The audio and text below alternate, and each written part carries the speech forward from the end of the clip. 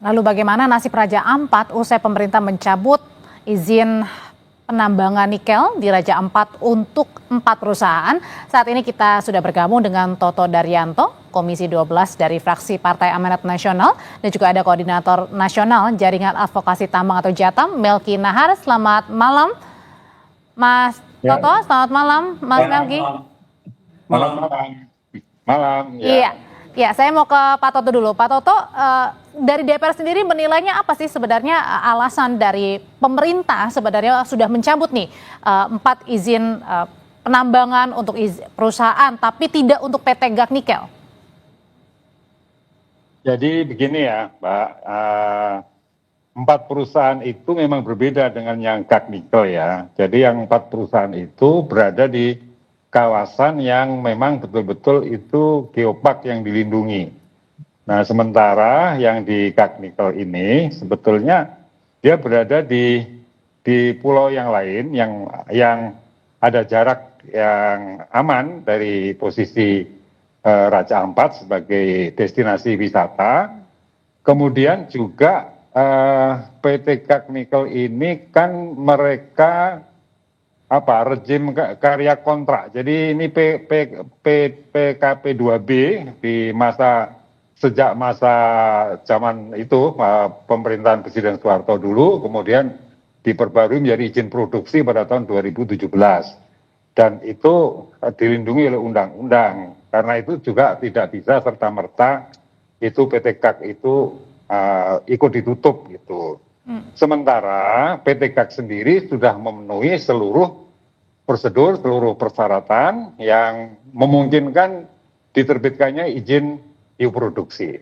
Jadi secara peraturan perundangan persyaratan sudah terpenuhi. Tapi kan di PT GAC ini juga penambangannya di lokasi Raja Ampat, Pak.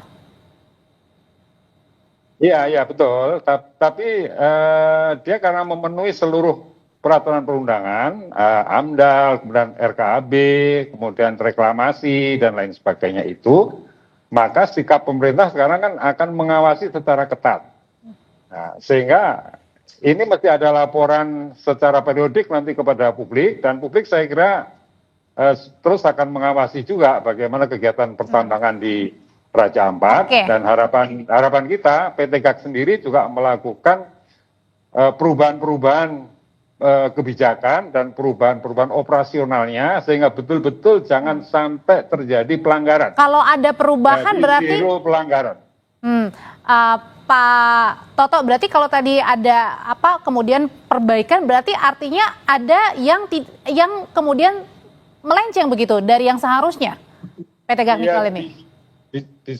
Bisa jadi kalau tidak diawasi dengan ketat, pertambangan bisa jadi akan terjadi seperti itu. Tapi dengan posisi yang sekarang menjadi sorotan dunia, saya kira tidak mungkin itu terjadi. Makanya sikap pemerintah mengawasi secara ketat, dan DPR akan mendukung sikap itu, juga akan meningkatkan pengawasan supaya tetap seluruh peraturan perundangan itu ditaati. Oke, saya masih agak bingung karena 4 perusahaan ditutup dengan alasan katanya ditemukan adanya pelanggaran lingkungan. Nah, kalau gitu nanti saya akan ke Pak Toto. Saya mau ke Jatam dulu.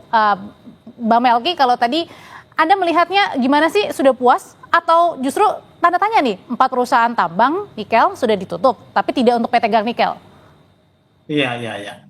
Ya, jadi gini, ketika kita bicara soal pertambangan itu, yang harus kita paham betul itu adalah soal bagaimana cara kerja dari industri yang destruktif ini, begitu ya.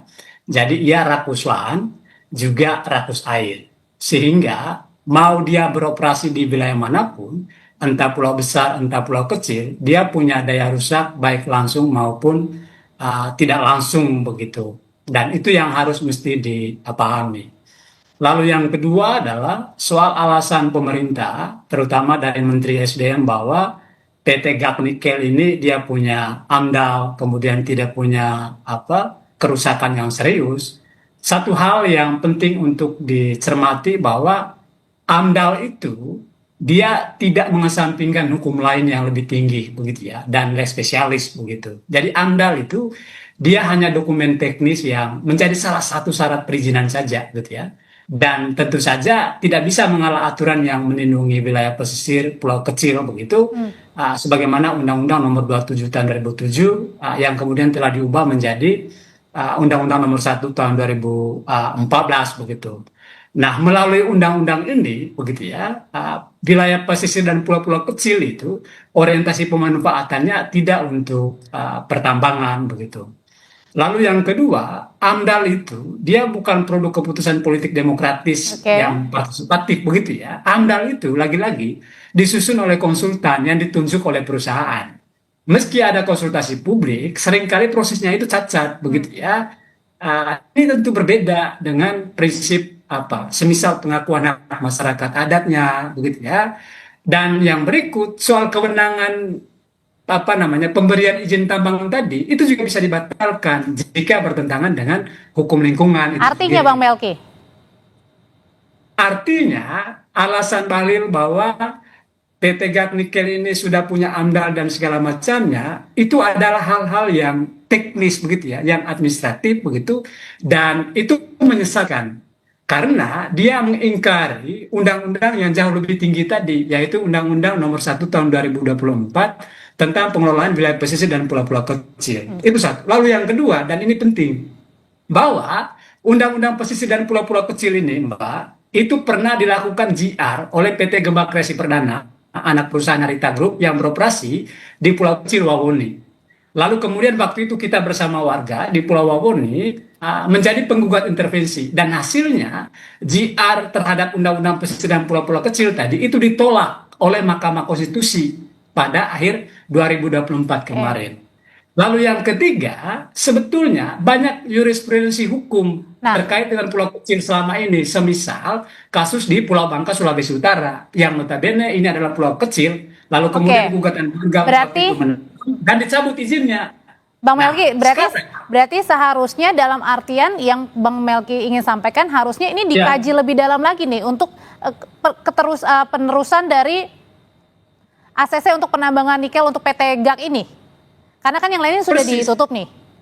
Iya persis, karena yang kita lihat yang terjadi ini kan sebetulnya bukan penegakan hukum. Karena gini, kalau kita mau bicara jujur Pak, 4 perusahaan yang dicabut oleh Bahlil itu, kalau kita cek di lapangan, dia nggak operasional.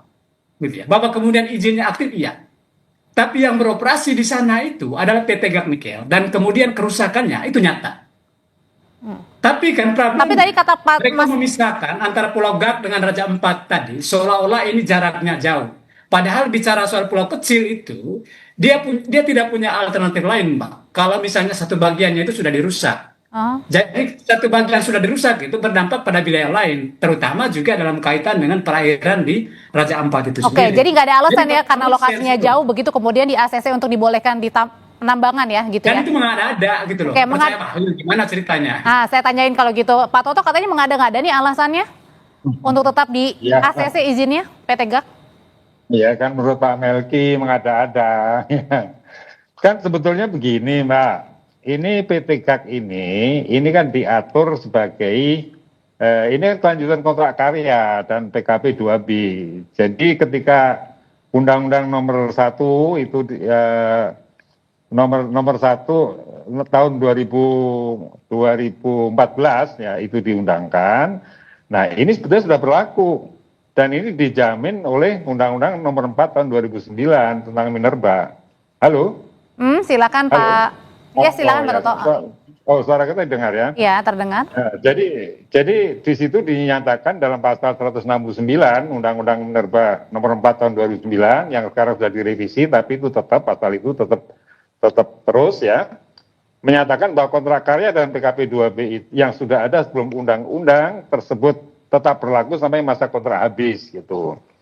Nah kemudian di tahun 2017 kan ini masa kontraknya itu 30 tahun gitu loh. Jadi memang tidak bisa, ini beda. Jadi ini beda dengan yang diatur sebagai sebagai pertambangan di pulau-pulau kecil itu. Karena ini ada aturan hukum yang mendasari sebelumnya. Oke, jadi artinya tetap dilanjutkan gitu maksudnya Pak Toto? Tidak bisa ditutup? Ya untuk sementara saya kira tidak bisa serta-merta ditutup, kecuali atas kesadaran sendiri setelah dibicarakan dengan baik-baik, pihak pertambangan itu merasa berempati dengan tekanan publik itu bisa saja itu terjadi, atau karena ditemukan pelanggaran-pelanggaran terhadap seluruh peraturan perundangan yang dipersyaratkan, itu juga bisa pemerintah menutup. Tapi kalau tidak ada celah itu, ya tidak Bukannya mungkin bisa sekecil ditutup. apapun ini ada kerusakan, meskipun tadi sudah dijanjikan ada rehabilitasi, ada reboisasi dan lain sebagainya. Ini kan juga butuh waktu, Pak Toto. Ya, semua laporan masyarakat itu kan mesti harus diklarifikasi juga ya. Dan kalau masih ada kesanggupan dari pihak perusahaan untuk memperbaiki, ya tentu itu akan kita lihat bagaimana hasilnya. Kalau hasilnya dianggap itu memenuhi harapan publik, menurut saya tidak ada masalah, tuh, Mbak. Oke, diterima nggak tuh? Karena kita kan juga tidak boleh anti dengan pertambangan ya, karena Indonesia ini berbeda ya, walaupun teman-teman dari Greenpeace, dari Wali biasanya mengkritik soal pertambangan ya, tapi kan itu perdebatan yang tersendiri lah, saya kira tidak pada sekarang ini kita bicarakan gitu. Bang Mel. Nah, intinya bahwa ini belum bisa ditutup seperti yang 4 itu tidak mungkin. Oke, ada alasan tersendiri. Ada proses selanjutnya. Oke. Ada alasan-alasan yang memungkinkan PT GAK ini tetap berlanjut. Oke. Kita awasi bersama, itu intinya. Bang Melki, ini nampaknya rame-rame untuk tidak setuju penutupan nih. Yang ini artinya juga ini nggak sih mengecewakan hati dari Chef Raja 4 yang di mana-mana ini digaungkan sampai dengan sekarang nih, termasuk juga masyarakat warga asing yang geram. Iya, saya kira tidak hanya mengecewakan, tapi juga menyesatkan, gitu ya. Klaim bahwa tidak ada regulasi lain yang kemudian bisa menghentikan tambang di Pulau Gap juga itu keliru, begitu ya. Karena seperti yang saya bilang tadi, ini kan soalnya bagaimana konstruksi hukum itu dibangun. Kalau misalnya regulasinya dibuat tidak dalam kerangka memitigasi atau melindungi kawasan pesisir dan pulau-pulau kecil, lantas kemudian kita tetap berkutat atau mengacu pada regulasi yang bermasalah ini, maka hasil akhirnya seperti yang beliau sampaikan tadi, oke, nggak apa-apa, wong dia sudah sesuai dengan regulasi kok. Tapi kan pertanyaan terpentingnya, konstruksi hukum kita itu selama ini tidak dibuat untuk bagaimana memitigasi atau melindungi wilayah pesisir dan pulau-pulau kecil. Dan ini tidak hanya bicara soal Pulau Gap, ada 35 pulau kecil dan izinnya itu hampir 200 izin tambang di seluruh Indonesia. Jadi ini presiden buruk justru, kalau logika hukum yang sama, itu kita pakai untuk melegitimasi keberadaan seluruh izin tambang Bang yang Melki, ada di wilayah Indonesia ini. kalau tadi Pak Toto boleh ya silakan. Boleh menyela ya. Saya kira case-nya itu berbeda ya, jadi jangan disamakan saja, jangan digeneralisir antara yang ada di Raja Ampat GAK dengan yang di pulau-pulau kecil lainnya. Kalau pulau kecil lainnya, menurut saya ya tutup saja karena melanggar perundangan. Kalau di PT GAK ini kan karena ada. Terus emang Pulau GAK yang pulau kecil nggak melanggar undang-undang gitu? Melanggar, ya, melanggar. Tetapi. Ya itu dia, mengapain coba? Kak Melki, Mas. No. Anda keliru di situ. Karena gini, Anda menempatkan Pulau GAK seolah-olah dia terpisah dari pulau-pulau kecil yang lain. Padahal bukan begitu. Ini pulau kecil. Artinya dia sama gitu loh. Tiba-tiba kemudian Anda membedakan, lantas kemudian Pulau GAK yang membedakan bukan pulau kecilnya. Artinya Anda sedang bicara soal kepentingan besar di sini. Siapa yang kemudian Anda perjuangkan gitu loh? Didengarkan dulu, Coba kita dengarkan dulu, Bang Melki. Jangan silakan Pak Toto. Ya. Jadi GAK Nikel ini bukan sekedar beroperasi di pulau kecil. Pulau kecil itu ya betul, dia beroperasi pulau kecil. Tetapi dia ini izinnya sudah sebelum undang-undang itu ditetapkan. Dia berdasarkan kontrak karya yang itu masih tetap berlaku itu loh. Nah, maka kita bisa menutup PT GAK itu kalau terjadi pelanggaran terhadap seluruh peraturan perundangan yang berlaku dalam penambangan di PT GAK itu. Maka sebetulnya sekarang itu jangan bicara opini, temukan bukti-bukti, kumpulkan, laporkan, ya, nanti disampaikan ke DPR, sampaikan kepada pemerintah bahwa memang PT GAK ini patut ditutup. Nah, misalnya seperti itu. Sementara pemerintah juga terus-menerus memberikan Berarti laporan. seruan Chef Raja 4 ini juga ini dong diabaikan. Pak Toto? Ya. Bagaimana dengan seruan Chef Raja 4? Ya sudah direspon dengan penutupan 4 tambang yang IUP-nya sekarang sudah ditutup kan, Pak. Kalau GAK ini kan karena ada kontrak karya dan PKP kelanjutan dari PKP 2B sehingga tidak bisa serta-merta ditutup. Dia harus melanggar dulu seluruh persyaratan yang seharusnya dipenuhi gitu. Bang Melki Tapi katanya. pemerintah mendengar ya, tuntutan masyarakat ini setengah didengar, maka sekarang pemerintah mengawasi secara ketat. DPR juga akan mengawasi secara ketat ya. Ini gimana cara diawasinnya Bang Melki kalau gitu? Nggak mungkin diawasi, bahwa mereka terlibat dalam konflik kepentingan yang sama kok. Kan bisa kita cek siapa orang-orang di balik PT GAC Nikel itu sendiri. Kan sebagiannya terafiliasi secara politik dengan Menteri Balin itu sendiri gitu loh. Bahkan mereka yang menjadi sebagiannya juga menjadi tim sukses Jokowi Ini Anda Jokowi punya bukti, Bang. dulu begitu ya. Jadi ini konflik kepentingannya besar begitu. Makanya yang saya bilang tadi, pertanyaan terpentingnya, pemerintah punya kemauan politik nggak untuk kemudian melindungi wilayah pesisir dan Nih, pulau-pulau Bang kecil Melki, kita? sebentar. Jadi ini tadi kalau Anda bilang punya konflik kepentingan, apakah ada bukti dan siapa dengan siapa ini? Kan kalau kita cek begitu ya, mereka-mereka yang menduduki posisi sebagai komisaris kan, salah satunya staf ahlinya Menteri SDM, Bahlil Lahadalia, begitu ya. Lalu yang lainnya juga ada pengurus PBNU, organisasi besar begitu ya, NU, PBNU. Jadi makanya kita selalu bicara bahwa langgengnya tambang ini karena ketemu itu titik temu kepentingan antara si elit politik dengan si pelaku bisnis itu sendiri begitu. Makanya tidak heran kemudian mengapa PT GAC Nikel tadi itu dibiarkan beroperasi. Alasan kemudian bahwa dia punya AMDAL, dia punya RKAB itu nggak masuk di akal begitu. Karena Pulau GAC seperti yang saya bilang ini pulau kecil, artinya dia sama di depan hukum gitu loh, di depan aturan yang ada. Yang jadi soal kemudian adalah ketika kita menegasikan fakta hukum lainnya. Dan ini tidak hanya mengacu ke Undang-Undang Pesisir dan Pulau-Pulau Kecil, loh, Mbak. Tapi ada keputusan hukum yang berkekuatan hukum tetap soal perkara pulau-pulau kecil tadi terkait dengan tambang. Kasus Pulau Bangka, kasus Pulau Wawoni, kasus Pulau Sangihe, gitu ya. Tapi itu tadi ada pembiaran, bahkan cenderung dilindungi. Sehingga kembali ke political will tadi, pemerintah mau nggak untuk kemudian melindungi wilayah pesisir dan pulau-pulau kecil ini. Tapi kalau kemudian mereka orientasinya tetap bisnis, ya kita kemudian jadi paham Pak Toto, apa yang kemudian akan apakah terjadi. memang hanya orientasi bisnis semata tadi ada di balik siapa dengan siapa begitu sehingga nampaknya terkesan bahwa semuanya ini melindungi nih PT GAC ini, Pak Toto? Saya nggak mau mengaitkan ke situ ya, karena saya tidak tahu itu apa yang terjadi seperti yang dikatakan oleh Bung Melki gitu. Kalau saya melihatnya karena PT GAC ini dia adalah kontrak karya gitu loh, yang oleh undang-undang itu masih dimungkinkan dia untuk terus berlanjut. Nah, sementara pemerintah harus menemukan alasan bahwa ada persyaratan-persyaratan yang dilanggar. Makanya menurut saya kok begini ya, Bung Melki, temukan seluruh pelanggaran-pelanggaran itu dipublish gitu loh. Kan kita punya presiden ini sangat peka dan cepat mengambil keputusan ya. Saya kira keputusan terakhir nanti juga pada Bapak Presiden Prabowo itu kalau melihat memang terjadi seperti itu. Tapi ini kan juga dari pihak SDM sendiri akan terus-menerus mengawasi dan menurut saya pengawasan ini harus dilaporkan kepada publik. Jadi dari nanti kita beradu di situ mana sebetulnya GAC ini melanggar apa enggak gitu loh. Nah, kalau melanggar ya ditutup, setuju kita. Kalau melanggar ditutup, ya memang semua pelanggaran harus ada sanksinya kan.